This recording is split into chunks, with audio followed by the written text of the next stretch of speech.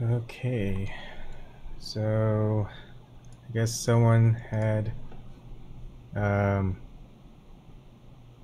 was James, and I think I saw it on Kelly Lane did a Twitter on it, and so I kind of read through it, and so there's a report, and some mysterious IT specialist who goes by the name the Forensicator published a detailed report that disproves the theory that the DNC was hacked by Russia. And reading through it, and of course, yeah, I'll agree. I mean, I didn't think the whole Russia's hacking had any merit anyways. So I don't think I want to go too much into the article itself. I think just kind of give you my perspective as to how it could have been done. I'm not really a hacker. I'm an amateur. I just know technology, hardware, software, stuff like that. So, for example, there's a lot of bureaucracy at where I work, and in order to get things that I need, you know, I have to do some workarounds. For example, we have McAfee at our company, so we're locked down. We can't insert a USB stick and download files from it. Everything's on our work laptop is encrypted.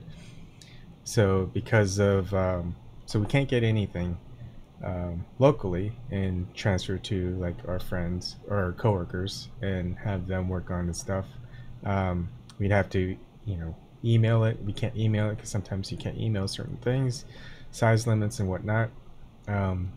There's no we can't do a file transfer system because that's also locked down by the Active Directory that they have.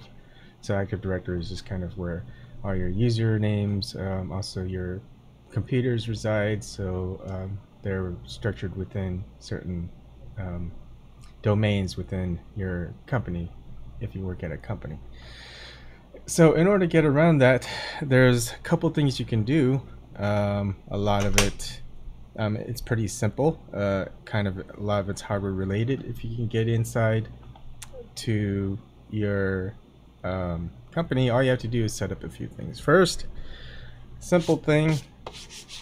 Sometimes because of the encryption, I mean, if you have permissions on your server, wherever you're at, to access files and get it onto your local drive, that's the easy part, right? Because you'll have permissions. So if you have those permissions, now the second part is getting that data off of your work computer that's pretty much locked down. So if you can't put in a USB drive in it, you're not going to get anything out of it. So what you do, you see here, this is just a switch. And all it does, it's a D-Link. You could use any type of switch out there. And all it does is just kind of form a local area network. And you can connect different computers together and you can transfer files together. And what you can do is you have another computer set up that doesn't have the encryption, that doesn't have the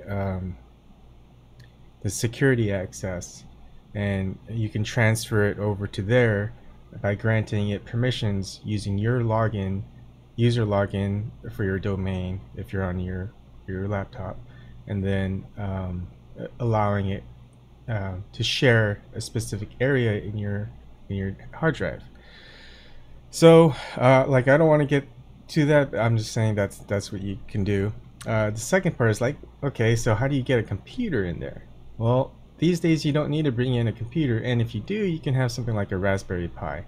But something that's simple to do, what I typically have in my kit, these are full of USB drives. These are the SanDisk Extremes. They're pretty fast USB drives. They're pretty cheap now. This one has Ubuntu on it. Can you see it? Let's see. It may be dark. Okay. I have a USB, like this one is a right here. This is this is a gosh, why can't I remember it? It's a mSATA drive, and so you can use it. It's an adapter, so to a USB adapter. And right on this thing, I have like a Windows 10 to go. I used to have a Windows 8 to go on a SanDisk, but I removed it for the Windows 10 to go. Here is another type of SSD, and inside it is an M2 SSD, and it's just another adapter, and it goes from that to typical USB 3. So I've got these USB drives, and what you end up doing is you put in either a Linux operating system on it, or you put in Windows 8 or Windows 10 to go. You could probably also do Windows 7. It just takes a bit of work. And there you go. You have your computer. Almost. Because you still need the hardware. So you go to any other computer around. So say you go to you're in a cubicle. And you've got your work laptop, your work computer. And you hook it up to the switch. I mean, you're still connected to the network. You could disconnect. If you disconnect, that's probably better. So you disconnect from the network. You go to the computer that's in the next cubicle to you. Unplug that Ethernet port so it's disconnected from the network. So you have your router, or not your router. I'm sorry, your switch, right? You connect your computer to it, and you connect the computer nearby to it. Now you can't log into the next computer, because it's locked and it's uses someone else's domain. I guess you could probably log in using your own, depending. I don't know, it could be tricky. Say you're logged into your own and you have your USB operating system on it, right? You just connect it to that the computer that's in the cubicle next to you, and you boot it up, and you're set. You've got a computer. So what you do is you're on your computer, you have all the files you need, you're connected to the switch, and you basically share, you transfer that data onto the other computer, or you use the other computer to transfer it from your computer, and there you go. All the data that you need gets transferred off the grid, and there's no hacking involved. It's just you're just kind of doing some workarounds. So that is the easiest way to probably get something off a system, you know, within a corporation that's like very heavily secured with different types of security systems. And that doesn't really take any hacking skills at all. And the fastest way, because when most people copy files, you're thinking, okay, Control C, you know, from one folder, and you just do Control V to another folder. That's not the fastest. If you were going to spend any time on it, you would probably write up a couple of scripts, or for me, I just kind of write batch scripts, and I use mcopy, and I'll just show you how simple it is. I use it for basically file transfer, automation, and doing reviews. Like if you ever find me on Amazon doing some like hardware tech review stuff, what you'll see me do is create a RAM disk. I won't go over a RAM disk, but you use memory, you can form as a drive. And it's probably the fastest right now, because and so I use that to compare to like a USB drive, so I know that the limitation is on USB drive or an SSD or what have you. And so I'm going to show you a typical script, a really easy script. So I just executing the mcopy file and putting it into a log, and I have you know, it's basically at this point I'm testing RAM disk to a USB and seeing how fast it is. And I have an example of basically what the log file looks like and how long it took. I don't know what exactly this was, but basically, you know, so my RAM disk is R, destination path E is the USB drive. Oh, you can see my computer name. I don't care. These are all the files. I've got a lot of movie files and some images and 267 files, just one directory. And it's basically 5 gigabytes, and it tells you exactly how much time elapsed to copy over 5 gigabytes of data onto a USB 3 drive. So for me, I would be pretty much copying over with script, and it's pretty easy to set up, and anyone can do it. You just have to internet, you can find anything these days. Yeah, Zox, yeah, I could see that a lot of people would probably know what to do these days. I mean, it's pretty simple. You just use whatever technology is out there. Slash copy, yeah. Okay. Anyways, that's it. I think. Yeah, sorry, Kevin. I would probably copy it over to a Word. Maybe I'll just do that. That way you guys can see what it looks like. Sorry. Unfortunately, you can't really zoom in on Notepad. I shouldn't be. I just like Notepad. I'm just so used to it. Okay, let's do blank. And I'm going to copy the script. It's pretty easy. I mean, you can find this online. Okay, let's go.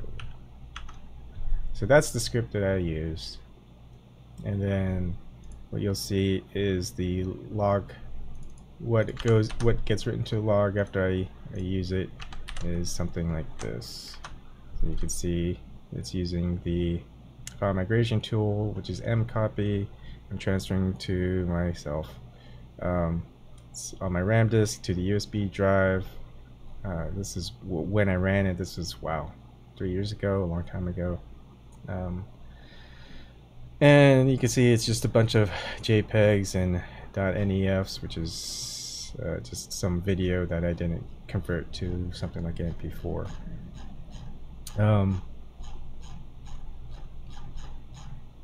And you can see I copied over 267 files, just one directory, but it was 5 gigabytes worth. This was just testing way back then, just to see how fast a specific USB 3 drive was. You see how long it took with the elapsed time. If you want to show a page, being able to read it. Yeah, sorry, that's what I'm doing, Kevin. Anyways, that's it. I'm trying to see if anyone's ready to host. Anything goes, but if you got any questions about tech stuff, I guess, just let me know and I'll take any questions. And of course, you guys can always ask me on Anything Goes. Yeah, 5 gigabytes in 5 minutes isn't bad at all.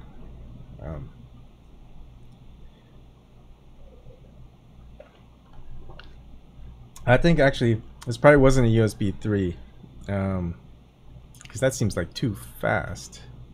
I think it might have been, shoot, I don't know what it was, but that does seem too fast. The resolution that you guys are watching is at 1080p. I just show the chat, so all the real estate doesn't show up a lot of stuff. So a lot of stuff I do zoom in. Let's see, like that. I don't know, but you guys can see the stuff in the description. Anyways, does anyone have any questions? I guess there are none. I kind of want to edit a video before Anything Goes starts. I spent probably an hour outside clearing the drainage from the sewage drains, whatever you call it. Every time there's like a big flash flood or thunderstorm, it just pours, and then all the debris clogs up the drains, and we have huge floods on our street. So every time that happens, I have to clean it. So I went off topic again. I'm sorry. Okay, so no questions as far as I can see.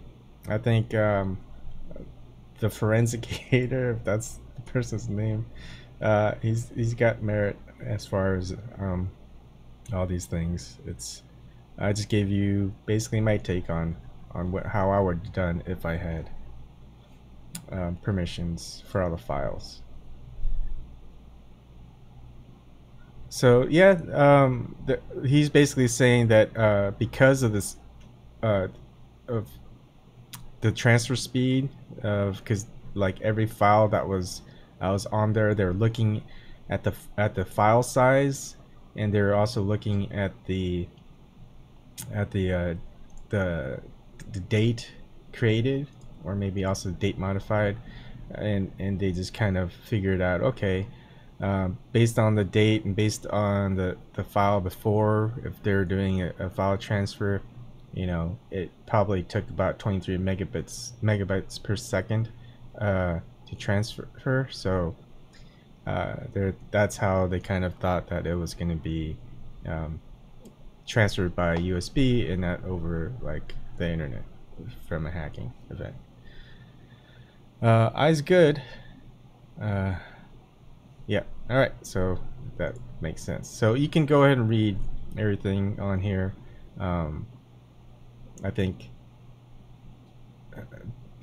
I'm not sure if the Forensicator kind of said how this person could have done it, but if you rewind and look back at how I would have done it, it's pretty simple. You just bring in a network switch, and you get in a bootable USB. You unplug the Ethernet ports on your computer and the computer nearest you, and then you plug that into your network switch. And the computer next to you, you go ahead and boot up with your bootable USB drive, and then you share folders between one to the other, and then you go and transfer all the files that you want. And to doing that with the script also makes it a lot faster.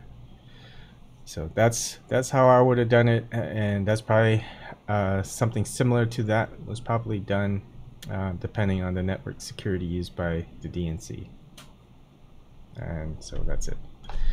And so nothing, no reply yet. I guess I'll just start anything goes after this, and then people come in and just we could talk about it before any of the hosts are able to host anything. So alright, I'm ending the stream, and I'll see you guys in a bit.